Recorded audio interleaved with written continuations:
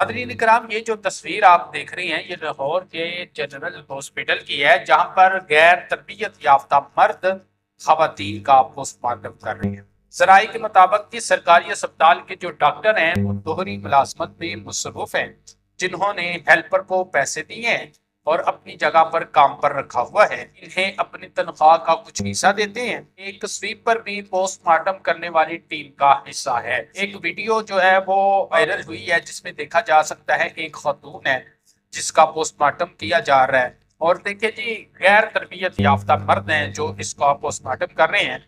अब हमारी इंतजामिया उनकी तरफ से एक एक्शन लिया गया है, और उस एक्शन के बाद प्रोफेसर खिजर हयात गोंदल की सरबराही में 5 रुकनी इंक्वायरी कमेटी जो है वो कायम की गई है।